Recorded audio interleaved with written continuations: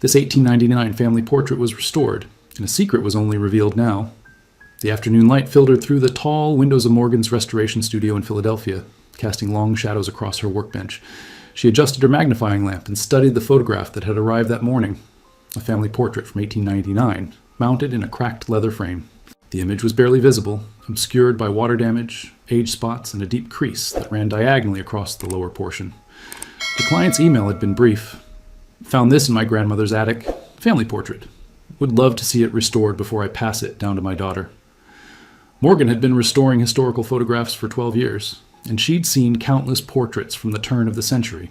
This one appeared straightforward at first glance. 4 figures posed in the stiff, formal manner typical of the era.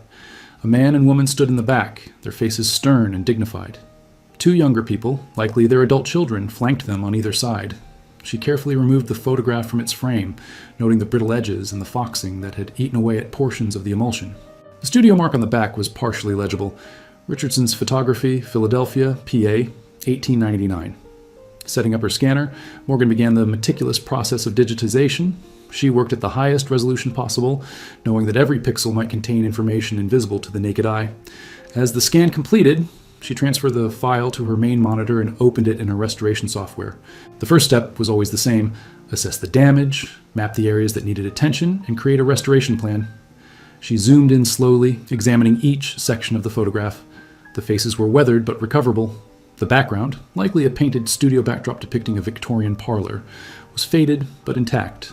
Then her eye caught something in the damaged area at the bottom of the frame, where the crease had obliterated most of the detail. She leaned closer to the screen. There was a shape there, something she'd initially dismissed as shadow or damage. But as she adjusted the contrast slightly, the shape seemed to have form, structure. Morgan's pulse quickened. In all her years of restoration work, she'd learned to trust these moments, when something felt off, when an image whispered that it held more than met the eye. She saved her work and stood up, stretching. Tomorrow, she would begin the careful process of rebuilding that damaged section, pixel by pixel. She had no idea that she was about to uncover a secret that had been hidden for 125 years. Morgan arrived at her studio early the next morning, coffee in hand and determination in her stride. The 1899 portrait waited on her screen exactly as she'd left it, the mysterious shape in the damaged section still nagging at her mind. She dreamed about it, fragmented images of shadows that became solid, secrets hiding in plain sight. She settled into her chair and began the painstaking work of digital restoration. Using advanced algorithms and her own trained eye, she started reconstructing the damaged area pixel by pixel. The software analyzed surrounding patterns, suggesting probable continuations of lines and textures. But Morgan always made the final decisions, guided by years of experience and an almost intuitive understanding of photographic composition. After 2 hours of concentrated work, she leaned back and blinked hard. The shape was definitely not damaged. It was a form, rounded at the top, narrowing downward. She increased the magnification and continued working, carefully removing the digital artifacts of water damage and age. By noon, she could no longer deny what she was seeing. It was a head, a small head, positioned low in the frame, as if someone were sitting on the floor or a very low stool. A child. Morgan's heart raced. She pulled up the client's email again, reading it carefully. 4 people. The family records mentioned 4 people, but here, emerging from more than a century of obscurity, was clearly a 5th figure. She worked through lunch, her sandwich forgotten on the desk beside her. As she reconstructed more of the image, details emerged. Small shoulders, the suggestion of a simple dress, tiny hands folded in a lap. The child appeared to be perhaps 4 or 5 years old, positioned slightly forward and to the left of the woman she now assumed was the family matriarch. The placement was unusual. In typical Victorian family portraits, children were positioned prominently. They were, after all, symbols of legacy and continuity. But this child seemed almost tucked away, present but not centered, visible but not emphasized. By late afternoon, Morgan had restored enough of the child's figure to see the face beginning to emerge. She adjusted the contrast and brightness carefully, teasing out details from the degraded emulsion. The eyes were downcast, the expression solemn, typical for photographs of that era, when subjects had to remain perfectly still for long exposures. Then she enhanced the lighting in that specific area, a standard technique to recover detail from underexposed sections. The screen flickered as the algorithm processed the adjustment. Morgan froze. The child's skin tone, now clearly visible in the restored image, was distinctly lighter than the 4 adults surrounding her, significantly lighter. She sat back in her chair, her mind racing through the implications. A black family in 1899 Philadelphia. and a white child sitting among them, photographed as if she belonged there. This wasn't just a restoration project anymore. This was a mystery. Morgan spent the rest of the day completing the basic restoration of the photograph, but her mind was elsewhere, circling around the questions that the fifth figure had raised. By evening, she had a clear, detailed image of all 5 people. The family stood with quiet dignity, the parents in their Sunday best, their expressions serious and proud. The 2 younger adults, likely in their 20s, wore similar expressions of formal composure. And there, at the front, sat the small white child, her blonde hair pulled back, her pale hands folded primly in her lap. Morgan saved multiple versions of the file and then did something she rarely did before completing a full restoration. She called the client. "Mrs. Patterson? This is Morgan Chen from the restoration studio. I hope I'm not calling too late." "Not at all, dear," came the warm voice on the other end. "Have you had a chance to look at the photograph?" "I have, and I've made significant progress, but I need to ask you something. The family in this portrait, what do you know about them?" There was a pause. "Well, that's my great-great-grandparents, Thomas and Ruth, and their children, Samuel and Grace. Why do you ask?" Morgan chose her words carefully. "Mrs. Patterson, in the restoration process, I've discovered that there's actually a 5th person in the photograph, a young child, maybe 4 or 5 years old. She was hidden by damage to the image, but I've been able to recover her. Did you know there was another child in the family?" The silence on the other end stretched long enough that Morgan wondered if the connection had dropped. "A 5th person?" Mrs. Patterson's voice had changed, become quieter. "No, I've never heard anyone mention another child. Are you certain?" "Absolutely certain. She's sitting at the front of the group. Mrs. Patterson, there's something else. The child appears to be white." Another long pause, then, "White? But that doesn't make any sense. Thomas and Ruth were black. Their whole family was black. We have records, family Bible entries, everything. There's never been any mention of—" She trailed off. "I understand this is unexpected," Morgan said gently. "But the image is clear. I'm going to send you what I've restored so far. Maybe you could look through your family documents, see if there's anything that might explain this." "Yes," Mrs. Patterson said, her voice distant now, thoughtful.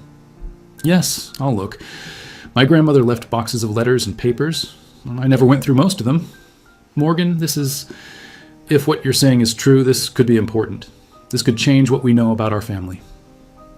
After they hung up, Morgan sat in the dimming light of her studio, staring at the photograph on her screen. 5 faces looked back at her across the span of more than a century.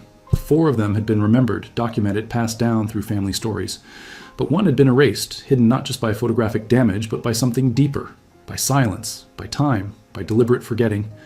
She zoomed in on the child's face. Who were you, she thought, and why did they hide you? 3 days later, Morgan's phone rang at 9 in the morning. It was Mrs. Patterson, and her voice carried an edge of excitement mixed with confusion. "I found something," she said without preamble.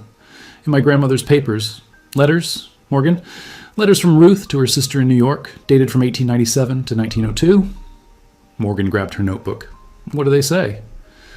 "Most of them are ordinary. Family news, church events, recipes. But there's one from September 1899, just a few months after that photograph was taken. Ruth writes, 'The child is well and growing. We have made our peace with the looks we receive at market. Thomas says we do what is right before God, and that is enough. Sarah has learned to say our names now, and her laughter fills the house.' Morgan, she's talking about a child named Sarah, but there's no Sarah in our family tree." Morgan felt the familiar thrill of discovery, the sense of a story beginning to reveal itself. "Is there anything else? Any other mention of her?" "Yes, scattered through several letters over the next 2 years. Always brief, always careful. In one letter from 1900, Ruth writes, 'We have had visits from the church ladies asking questions we do not answer. They do not understand, and we have decided it is not their place to understand.' And then, in early 1901, Sarah grows tall and asks questions about her mother. We tell her what we know, which is little enough. She is ours now in all the ways that matter." Morgan scribbled notes rapidly. "Does she ever explain how Sarah came to be with them?" "Not directly, but there's a letter from December 1896. That's 3 years before the photograph. Ruth writes, 'A terrible thing happened at the docks today. A woman fell, and by the time Thomas reached her, she was gone. She had a child with her, barely 2 years old, crying in the cold. No one came forward to claim her. Thomas brought them both to the church. The woman had no papers, no name we could find. The child had nothing but the clothes on her back.' Morgan, I think that's how it started." Morgan set down her pen, imagining the scene. A bustling Philadelphia dock in 1896, a woman falling, a child left alone in a crowd where no one wanted the responsibility of a white orphan, and Thomas, Mrs. Patterson's great-great-grandfather, stepping forward when others stepped back. Mrs. Patterson, in 1896, what would have happened if a black man brought a white child home? The older woman's voice dropped. Nothing good. This was after Reconstruction collapsed, during the worst of Jim Crow. Even in Philadelphia, which was better than the South, there were rules, unspoken rules. A black family raising a white child? People would have assumed the worst, that she'd been stolen, that something criminal was happening. They could have been arrested, lost everything, worse. But they did it anyway. They did it anyway, Mrs. Patterson repeated softly. And they never told anyone. Morgan, there's one more thing. The letters stopped mentioning Sarah after 1902. I've been through everything. There's nothing after that. It's like she just disappeared from the record. Morgan looked at the photograph on her screen, at the small figure sitting with the family, her presence captured, but her story erased. We need to find out what happened to her. If she's in this photograph, sitting with them like family, then she mattered to them. We owe it to Thomas and Ruth to finish their story. How do we do that? Morgan smiled, though Mrs. Patterson couldn't see it. We start digging. Church records, census data, newspaper archives. She left traces. Everyone does. We just have to find them. Morgan spent the next week immersed in the past. She started with the 1900 census, searching for Thomas and Ruth's household in Philadelphia's 7th Ward. When she found the entry, her breath caught. Thomas Parker, age 42, laborer. Ruth Parker, age 38, laundress. Samuel Parker, age 21, porter. Grace Parker, age 19, domestic worker. And then, written in a different hand, squeezed into the margin as if added later, Sarah, age 5, white. Someone had recorded her. A census taker had seen her living in that black household and had noted it, but the entry had been pushed to the edge of the page, made peripheral, almost apologetic. Morgan photographed the record and sent it to Mrs. Patterson. The trail led next to church records. Morgan contacted the African Episcopal Church of St. Thomas, the oldest black Episcopal church in Philadelphia. The archivist, a patient man named Marcus, spent an afternoon pulling dusty ledgers from the archives. Here, he said, pointing to an entry from 1897. Ruth Parker, new member, transferred from Baltimore. And look, there's a note. Has taken in an orphaned child, Sarah, age approximately 3. Child receives Christian instruction and attends Sunday services. They brought her to church, Morgan said, amazed. They didn't hide her. Marcus nodded slowly. The black church was different then. It was refuge, community. If the Parkers said this child needed a home, the congregation would have supported them, even knowing the risks. But look at this. He turned the page to 1899. Sarah Parker, baptized, age 5. Parents listed as Thomas and Ruth Parker. Morgan stared at the entry. They claimed her officially, made her legally theirs in the eyes of the church. It wouldn't have meant anything in civil law, Marcus cautioned. Adoption laws in 1899 Pennsylvania wouldn't have allowed a black couple to adopt a white child. But in the church? Here, they were her parents. That night, Morgan met Mrs. Patterson at a small cafe near the studio. The older woman had brought a cardboard box filled with more family documents, photographs, newspaper clippings, a family Bible. I found something else, Mrs. Patterson said, opening the Bible to the family records page. Look at the births. Morgan scanned the handwritten entries. Samuel, born 1879. Grace, born 1881. And then, in different ink, added later, Sarah, born approximately 1894. Came to us 1896. Blessed be God who gives us this precious gift. Ruth wrote that, Mrs. Patterson said quietly. My grandmother told me Ruth kept the family Bible meticulously. Every birth, every death, every marriage. Sarah is written there, Morgan. She's written there as family. Morgan turned the pages carefully. Marriages, deaths, births of grandchildren, all recorded in Ruth's careful hand. The last entry in Ruth's handwriting was dated 1903. Thomas, gone to his rest, age 45, beloved husband and father. Thomas died young, Morgan observed. According to family stories, it was an accident at the docks. He was helping unload cargo when something fell. Killed instantly. Mrs. Patterson's eyes were distant. Ruth lived another 30 years after that, raised her children and grandchildren, but she never remarried. Morgan turned back to Sarah's entry. Mrs. Patterson, what happened to Sarah? The letters stop in 1902, and there's no death recorded here in the Bible. I don't know, and that's what frightens me. The older woman's hands trembled slightly as she closed the Bible. In all the family stories my grandmother told me, in all the documents and photographs, there's no mention of Sarah after that photograph. It's as if she simply vanished. Morgan's next stop was the Historical Society of Pennsylvania, where she requested access to the Philadelphia newspaper archives from 1900 to 1905. If something had happened to Sarah, something significant enough to erase her from family memory, there might be a record. She started with the Philadelphia Inquirer, scanning page after page of brittle microfilm. Social announcements, crime reports, advertisements for miracle tonics and ladies' corsets. The world of 1899. Philadelphia emerged in fragments, a city of stark contrasts, where wealthy industrialists built mansions while immigrants and black families crowded into tenements, where progress and prejudice walked hand in hand down cobblestone streets. On her third day in the archives, she found it. The article was small, buried on page 7 of the January 14th, 1902 edition, under the headline, "Authorities Investigate Household Irregularity." Morgan's hands shook as she read, "Police were summoned to a residence on Lombard Street yesterday, following complaints from neighbors regarding a white child living in the home of Thomas and Ruth Parker, both colored. The child, identified as Sarah, approximately age 7, has reportedly resided with the family for several years. Mrs. Henrietta Worthington, a resident of the neighboring property, expressed concern for the child's welfare and moral education. It is simply not proper, Mrs. Worthington stated. The child should be with her own kind, in a Christian home where she can be properly raised." The Parkers refused to comment when questioned by this reporter. The matter has been referred to the Philadelphia Society for Organizing Charity, which oversees the placement of dependent children. Morgan's stomach turned. She photographed the article and kept searching. 2 weeks later, another brief mention. "The Society for Organizing Charity has determined that the child, Sarah, formerly residing with a colored family on Lombard Street, is to be removed to a suitable home. Mrs. Adelaide Crane, superintendent of the society, stated that while the colored family appears to have treated the child adequately, it is in the child's best interest to be raised in a home with people of her own race and social station." Morgan found Mrs. Patterson's number with trembling fingers. "They took her," Morgan said when the older woman answered. "In 1902, the authorities took Sarah away from Thomas and Ruth." The silence on the other end was heavy with grief. "Because of their skin color," Mrs. Patterson said finally. It wasn't a question. "Because a neighbor complained. Because someone decided a white child couldn't possibly belong with a black family, no matter how much they loved her." Morgan's voice cracked with anger. "Mrs. Patterson, this is why there are no more letters mentioning Sarah. This is why she disappeared from the family record. They had no choice." "Did they say where they took her?" "To a suitable home, according to the society. But there's no name, no location. Just that she was removed." Morgan rubbed her eyes, exhausted and furious.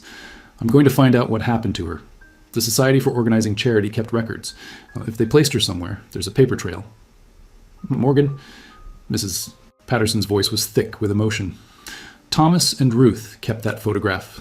They kept it even after Sarah was taken away. They could have destroyed it, could have tried to forget. But they kept it, and they hid her in the picture where she'd be safe. Safe from people who would judge them, safe from history that wouldn't understand. They were protecting her, even in memory." Morgan looked at the restored photograph on her screen, at the small figure sitting with the family who had loved her enough to risk everything. "Then we owe it to them to bring her back into the light, to let the world know what they did and what was done to them." The Philadelphia Society for Organizing Charity had dissolved in 1934, but its records had been transferred to the city archives. Morgan submitted a formal research request, explaining that she was investigating a specific case from 1902 involving a child named Sarah. The archivist, a young woman named Jessica, called her 2 days later. "I found the file," Jessica said. "And Miss Chen, there's a lot here." Morgan arrived at the archives within the hour. Jessica led her to a private research room and set a cardboard box on the table. Inside were folders, each containing case files from the early 1900s. One folder was marked, "Parker Household, Lombard Street, case number 1902, 147. Morgan opened it with careful hands. The first document was a formal complaint, dated January 10th, 1902, signed by Henrietta Worthington. The language was flowery, but the message was clear. A white child was being improperly influenced by living with a colored family, and immediate action was required. The next document was an interview report with Thomas and Ruth Parker, conducted by Mrs. Adelaide Crane herself. Morgan read Ruth's words, recorded by the society investigator. "Mrs. Parker states that the child Sarah came into their care in December 1896, following the death of her mother at the Philadelphia docks. No identification was found on the mother, and no family came forward to claim the child. Mrs. Parker insists they have cared for the child as their own, that she attends church regularly, receives moral instruction, and is loved as a member of the family. When asked why they did not immediately surrender the child to proper authorities, Mrs. Parker became emotional and stated, 'She was crying and alone. What Christian soul could walk away from a child in need?' The investigator's notes, written in the margin, were clinical and cold. Despite the apparent adequate physical care, it is the determination of this society that the child's moral and social development is being compromised by her current placement. Recommend immediate removal to a suitable foster home pending adoption by a respectable white family.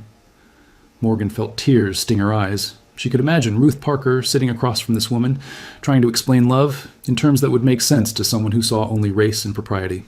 The next document was the removal order, dated January 28, 1902. Sarah was taken from the Parker home and placed temporarily with the Philadelphia Home for Infants, a charity institution that served as a way station for children awaiting placement. Then came the adoption record, dated March 15, 1902.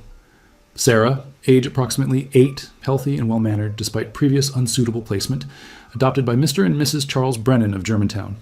Mr. Brennan is a clerk with the railroad company. Mrs. Brennan has no children of her own and is eager to provide the child with proper Christian upbringing. Morgan's hands shook as she turned to the final document in the file, a follow-up report from April in 1902. Mrs. Crane had visited the Brennan household to check on Sarah's adjustment. The report noted, "The child is quiet and obedient, but does not seem to have formed an attachment to her new family." Mrs. Brennan reports that Sarah asks repeatedly about Mama Ruth and Papa Thomas, and becomes distressed when told she must forget them. Mrs. Brennan is confident that with time and proper discipline, these unsuitable attachments will fade. Morgan closed the file and sat back, her heart breaking for the 8-year-old girl who had been ripped away from the only family she'd ever known, told that her love was wrong, that the people who had cherished her were unsuitable. She photographed every document, then asked Jessica, "Is there any way to trace what happened to Sarah after this, after the adoption?" Jessica hesitated. Adoption records from that era are sealed in Pennsylvania, but the Brennans lived in Germantown. That's a specific neighborhood. If Sarah stayed with them, she might appear in later census records. And if she married, there'd be a marriage certificate. It's a long shot, but she shrugged. Sometimes we get lucky. Morgan became a detective, piecing together the fragments of Sarah's life after she was taken from the Parkers. The 1910 census showed Sarah Brennan, age 16, still living with Charles and Adelaide Brennan in Germantown, listed as their adopted daughter. Her occupation? None. Her education? 8th grade completed. The 1920 census showed no Sarah Brennan in the household. Morgan's heart sank. Had she moved away, married, died? She expanded her search to marriage records, death certificates, city directories. Days passed with no results. Then, on a rainy Wednesday afternoon, she found a marriage certificate from 1918. Sarah Brennan to William Foster, both of Philadelphia. Sarah's age, 24. William's occupation, postal clerk. Morgan traced them through subsequent census records. In 1920, William and Sarah Foster lived in the Fairmount neighborhood with their infant son, Robert. In 1930, they had 3 children, Robert, Margaret, and Joseph. William worked for the post office. Sarah was listed as a housewife, but it was the 1940 census that gave Morgan what she'd been hoping for. An address, still in Philadelphia, and more importantly, Sarah was still alive at age 46. Morgan reached out to Mrs. Patterson with her findings. Together, they began searching for Sarah's descendants. Robert Foster, Sarah's eldest child, had died in 1995, but Margaret Foster had married and had children of her own. After days of searching through online genealogy databases and obituaries, they found her. Margaret Foster Coleman, age 87, living in a retirement community in suburban Philadelphia. Morgan called the number listed. An elderly woman answered, "Mrs. Coleman, my name is Morgan Chen. I'm a photo restorer, and I've been researching your grandmother, Sarah Foster, formerly Sarah Brennan. I believe I've discovered something important about her early life, and I'd like to speak with you about it if you're willing." There was a long pause. "My grandmother died in 1967, Mrs. Coleman said slowly. "I was only 14, but I remember her. What is this about?" "Mrs. Coleman, I believe your grandmother was raised by a black family in Philadelphia before she was adopted by the Brennans. I have a photograph from 1899 that shows her with them. I think she may have been taken from them against their will." Another pause, longer this time. Then, "Can you come see me? I think we need to talk in person." Morgan and Mrs. Patterson sat in Margaret Coleman's small apartment. The restored photograph spread on the coffee table between them. Margaret stared at it for a long time, her weathered hands trembling slightly. "I knew there was something," she said finally. "My grandmother never spoke much about her childhood, but when she did, there was always this sadness in her voice. She told me once that she'd been adopted, that her birth mother had died when she was very small, but she said..." Margaret's voice caught. "She said she'd had another mother, too. A mother who sang to her and braided her hair and taught her to pray. She said she'd been happy once before she had to leave." Mrs. Patterson reached across and took Margaret's hand. We found letters, Morgan said gently, from Ruth Parker to her sister. She wrote about Sarah constantly, how she was growing, learning, laughing, how much they loved her. Ruth? Margaret repeated softly. Grandmother used to say that name sometimes, especially near the end, when her mind was starting to go. I want to see Ruth, she'd say. I want to go home to Ruth.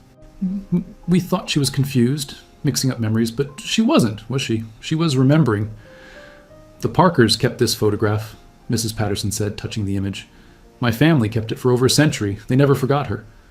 Margaret wiped her eyes. Tell me about them. Tell me about the people who loved my grandmother. Morgan and Mrs. Patterson spent the next 2 hours sharing everything they'd discovered. Thomas, who worked at the docks and brought home a crying orphan because he couldn't bear to leave her alone. Ruth, who added Sarah's name to the family Bible and fought to keep her when the authorities came. Samuel and Grace, who had a little sister for a few precious years. My grandmother married my grandfather in 1918, Margaret said. She was 24, and he was the kindest man, patient, gentle. My mother told me once that Grandma Sarah chose him because he reminded her of someone from her childhood, a man who was gentle and strong. She touched Thomas's face in the photograph. Maybe this was who she remembered. What happened after she was taken from them? Mrs. Patterson asked. Did she ever try to find them? Margaret shook her head slowly. I don't think she could. The Brennans, her adopted parents, they were strict. Grandmother told me once that they punished her when she talked about her old family. They told her it was shameful, that she should be grateful to have been saved from that situation. Eventually she learned not to speak about it. But she never forgot, Morgan said. She never forgot, Margaret confirmed. And now I understand why. Mrs. Patterson, you said the Parkers were your ancestors? Thomas and Ruth were my great-great-grandparents. Samuel was my great-grandfather. Margaret smiled through her tears. Then we're connected. Sarah was their daughter, even if the law didn't recognize it. That makes us, what, some kind of cousins? Mrs. Patterson laughed and cried at the same time. It makes us family.